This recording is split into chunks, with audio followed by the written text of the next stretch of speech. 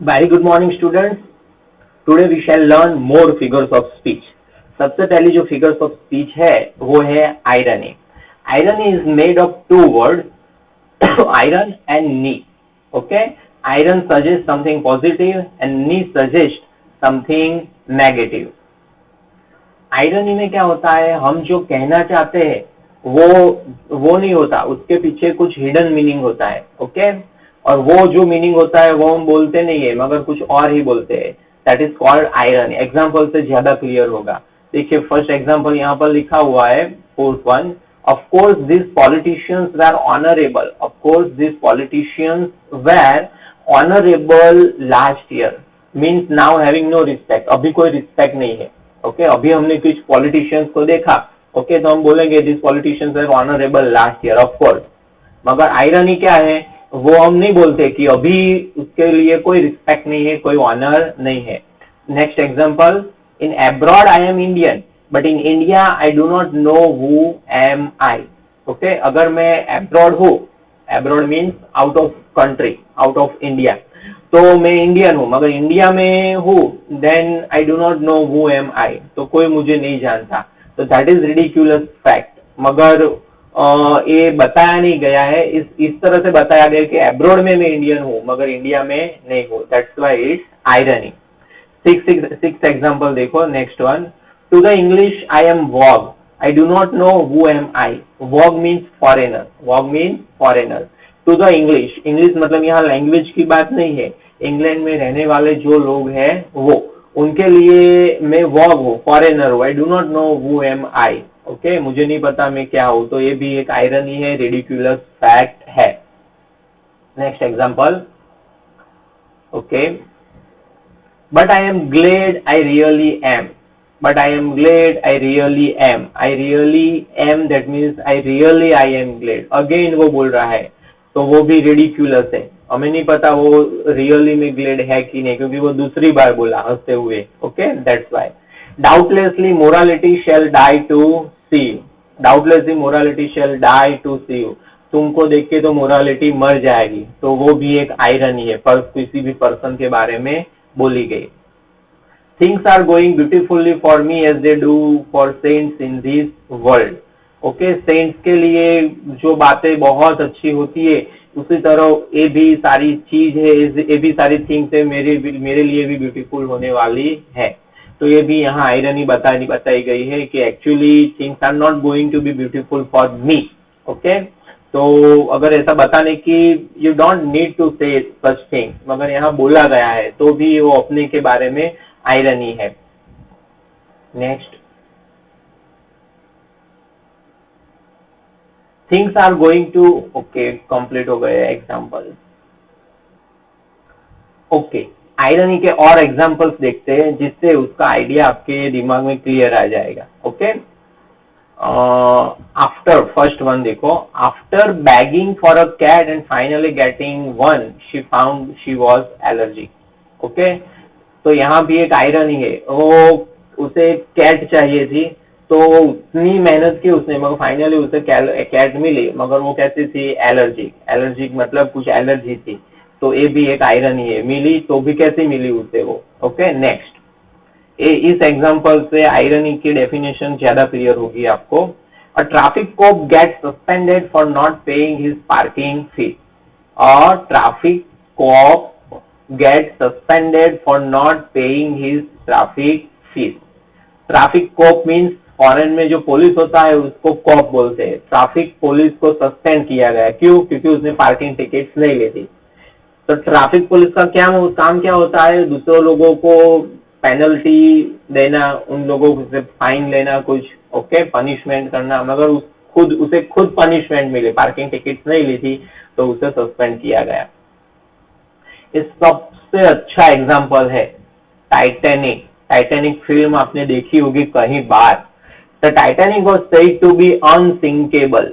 Unsinkable मतलब ऐसा कहा गया था टाइटैनिक कभी नहीं डूब सकती, इतनी मॉडर्न और इतनी स्ट्रॉन्ग बनाई गई थी, और उसकी पहली ही जर्नी में वो डूब गई.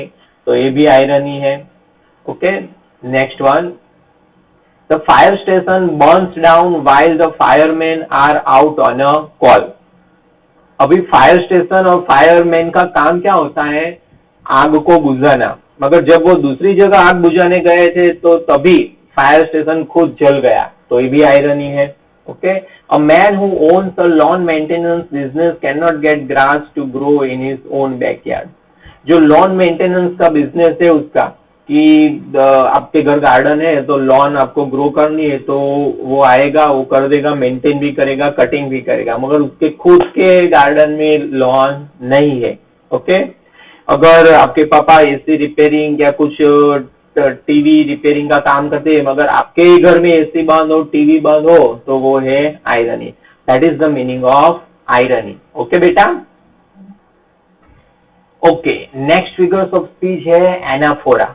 एनाफोरा क्या होती है? जो रिपीटेशन हमने सीखी उसी तरह है anaphora. Okay, anaphora means the same word is going to repeat in the same sentence. For example, I came, I saw, I conquered. यहाँ पर देखिए I रिपीट हुआ है तो वो है anaphora. Next, mad word, mad king, mad composition. Okay, तो यहाँ पर मैड रिपीट हुआ है तो वो है anaphora. We laugh, we love, we sang, we repeat हुआ है तो वो है anaphora. I am awake, I am strong, I ready, यहाँ पर आई एम रिपीट हुआ है तो है anaphora. Mom, we will not run, we will not scream, we will not be late, यहाँ पर देखिए we is, we has been repeated many times, so it is anaphora. उसे रिपीटेशन भी बोलते हैं, मगर आपको एनाफोरा याद रखना है। एनाफोरा रिपीटेशन नहीं लिखा है ऑप्शन में, तो एनाफोरा लिखा होगा, तो आपको आइडेंटिफाई करना आना चाहिए। ओके, चलो नेक्स्ट फिगर्स ऑफ स्पीच देखते हैं। उसके नीचे जो है वो है एंटी क्लाइमैक्स। क्या है? Anti climax. In anti climax statements gradually descending in order to importance in order to decrease importance. Anti climax में क्या होता है? डिसेंडिंग ऑर्डर में इंपोर्टेंस होती है। डिसेंडिंग ऑर्डर में मतलब, फॉर एग्जाम्पल, आप नरेंद्र मोदी को जानते हो, वो हमारे प्राइम मिनिस्टर है, तो उनके बारे में एक सेंटेंस में बोलता हूँ डिसेंडिंग ऑर्डर में। ध्यान रखना, बरोबर अच्छी तरह सुनना और समझना, तो एंटी क्लाइमेक्स सबको समझ में आ जाएगी। Narendra Modi is the prime minister, he is the chief minister, he is the tea seller. Okay, तो जो इंपॉर्टेंस है वो डिसेंडिंग ऑर्डर में, सबसे पहले प्राइम मिनिस्टर, बाद में चीफ मिनिस्टर, और जब वो छोटे थे तो चाय बेचते थे रेलवे स्टेशन पर। Okay, he is the tea seller. तो ये हुई anti climax. Anti climax means importance has been given in descending order. Okay, she is the next one. First example, she is a great writer, mother and a good humorist. यहाँ पर देखिए, वो writer है, वो उसकी सबसे ज्यादा important, writer की वजह से उसे सारी दुनिया जानती है। जो मदर है वो घर में थोड़ा इम्पोर्टेंस लेस हुआ, और she is a good humorist. Humorist मतलब अच्छी ह्यूमर वाली कमेंट्स वो कर सकती है, लिख सकती है। ओके, तो यहाँ पर इम्पोर्टेंस ग्रेजुअली डाउन होता है, that's why it is anti climax. He has lost his family, his car and his cell phone. Okay, यहाँ पर इम्पोर्टेंस देखिए, उसका एक्सीडेंट हुआ तो यहाँ किस तरह लिखा गया है? ही हैज लॉस्ट हिज फैमिली, उसकी फैमिली उसने लॉस्ट कर दी, बाद में उसकी कार लॉस्ट कर दी, और थर्ड वन उसका सेलफोन। सेलफोन का सबसे कम इंपोर्टेंस तो लास्ट में दिया गया है। So importance have been given in descending order. That's why here we can say that it is anticlimax. Tension builds in a horror movie as a young girl approaches a closed door. कभी horror movie देखिए, horror movie में कैसे tension build होती है? एक दरवाजा खुलता है, कुछ आवाज आती है, दरवाजे की आवाज आती है, पहले हाथ आता है, फिर पूरी बॉडी आती है और हम डर जाते हैं। इसी तरह बिल्ड होता है टेंशन। और जो स्पेक्टेटर्स होते हैं, ओके, उनके दिमाग में बहुत ही म्यूजिकल इफेक्ट आती है। तो ये भी डिसेंडिंग ऑर्डर में है। Okay, young girl approaches the closed door, धीरे धीरे टेंशन, जब वहां गई तब उसे पता चला यंग गर्ल को कि क्या था। तो सबसे पहले ज्यादा इंपोर्टेंस, बाद में कम इंपोर्टेंस। वहां गई तो उसे पता चला क्या था, ये सेंटेंस पूरा पढ़िए, बाद में पता चलेगा क्यों एंटी क्लाइमेक्स है। There is a scratching sound coming from behind the door, when she opens it a cat comes out. दरवाजे के पीछे से कुछ आवाज आ रही थी, वहां चेक करने गई, पहले तो ऐसा लगा कि शायद कोई घोस्ट भूत ऐसा कुछ होगा, तो वहां गई तो कुछ स्क्रैचिंग साउंड था, स्क्रैचिंग मतलब नाखून से जो आवाज आती है वो, तो वहां देखा तो एक बिल्ली थी। ओके, सबसे कम इम्पोर्टेंस, और सबसे पहले वो इमेजिन किया था वो घोस्ट वाली बात सबसे ज्यादा इम्पोर्टेंस, तो ये एंटी क्लाइमेक्स हुई। ओके, तो ये थी anti climax, three figures of speech complete हुई। कौन सी? आयरनी, एनाफोरा और एंटी क्लाइमेक्स। ओके, एंटीथेसिस हमने कर ली है इसके पहले वाले लेक्चर में। एंटीथेसिस में क्या था? Opposite word. एंटीथेसिस में ऑपोजिट वर्ड। चलो इसमें ये फाइल में कुछ मोर एग्जांपल्स है। ओके, तो वो देख लेते हैं। कल आपने पढ़े थे इसमें day and night. Okay, two contrasting ideas, best of time, worst of time. Contrasting ideas, it is better to reign in the hell than serve in the heaven. यहाँ पर देखिए, हेवन में सर्व करना मतलब नौकर बन के रहना, इससे अच्छा तो ये हेल मतलब नर्क में मालिक बन के रहना ज्यादा अच्छा है। ओके, टू एरर, ये तो एग्जांपल पढ़े थे हम। To error is human, to forgive divine. Give every man the ear but few thy voice, यहाँ ईयर नहीं EAR ईयर है। ओके, ये भी पढ़े थे। Man proposes, God disposes. Okay, ये लास्ट नहीं था, ये नया एग्जांपल है, देखिए। Let me erase this one. Okay. Okay. That's one small step for man, one giant leap for mankind. इंसान ने चांद पर पांव रखा तो वो उस मैन के लिए तो स्मॉल स्टेप था, मगर पूरी मैनकाइंड के लिए एक बड़ा स्टेप था। ओके, ये थी एंटीथेसिस जो हमने कल ऑलरेडी पढ़ी थी, आज रिपीटेशन हुआ, यहाँ मोर एग्जांपल है। तो ओके, दूसरी एक पढ़ लेते हैं, एसोनेंस। ओके, एक फिगर्स ऑफ स्पीच मैंने पढ़ाई थी, मैं आपको पूछता हूँ याद है कि नहीं। ओके, उसमें था रिपीटेशन ऑफ कॉन्सोनेंट। कौन सी थी वो? दैट्स राइट बेटा, एलिट्रेशन। ओके, एसोनेंस में क्या होता है? Assonance means repetition of vowels. Assonance में वॉवेल्स का रिपीटेशन होता है कहीं भी, बिगिनिंग में या मिडल में। ओके, एग्जाम्पल देखिए। For the rare and radiant maiden whom the angels named Lenore. यहाँ पर देखिए, रेयर में ए, रेडियंट में ए, मेडन में ए, एंजल में ए, नेम्ड में ए। A, E, I, O, U are all the vowels. They have been repeated, so we can say that here the writer has used assonance. Writer has used here assonance. Okay. Next one. Therefore, for all seasons shall be sweet to thee. Here, how shall we identify that this figures of speech is assonance?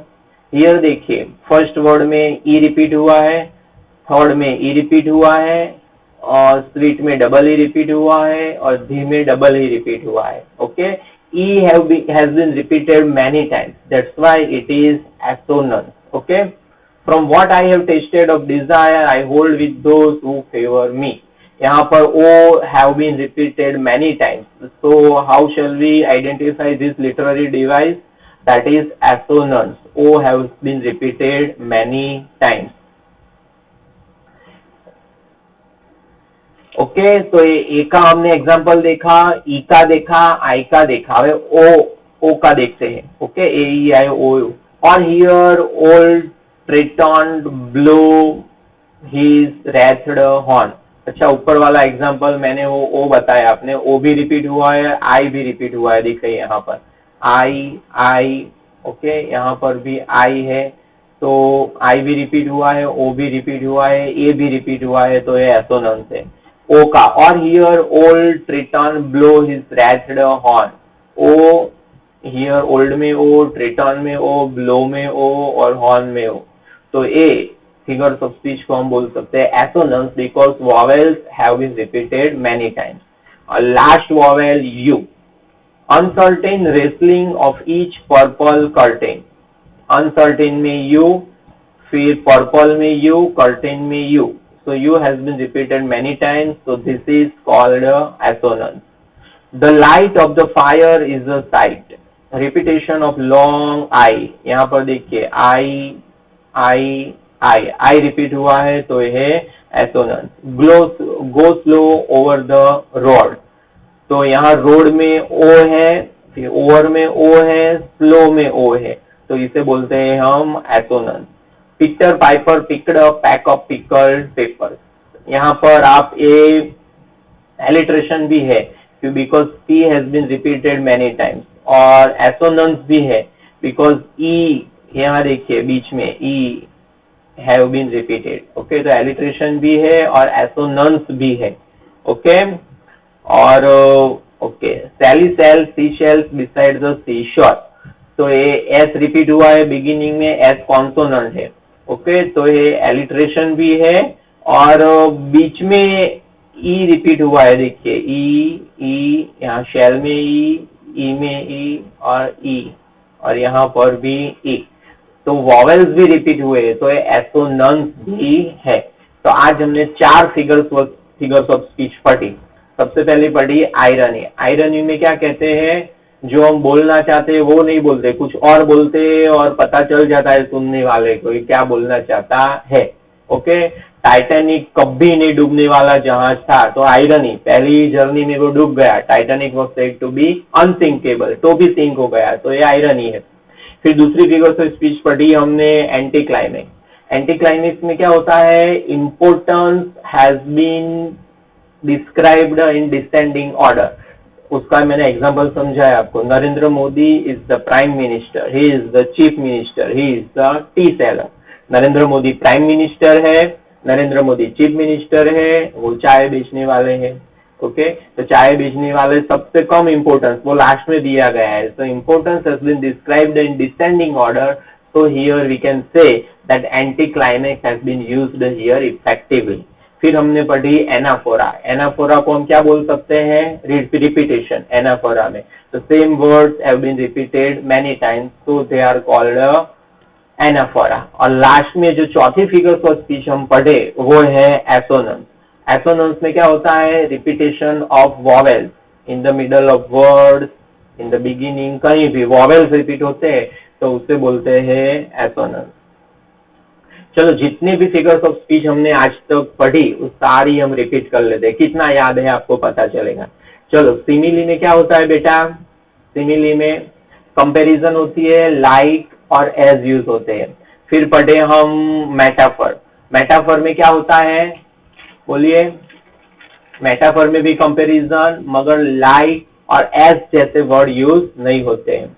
Okay, तो इस तरह से जो figures of speech हम पढ़ चुके हैं, जो नोट्स बनाई है आपने, वो पढ़ते रहना.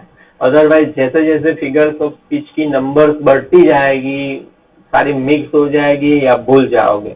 ओके, तो आज इतना स्टॉप करते हैं 4 फिगर्स ऑफ स्पीच. दूसरा हम नेक्स्ट लेक्चर में या अगले वीडियो में देखेंगे. Okay, thank you.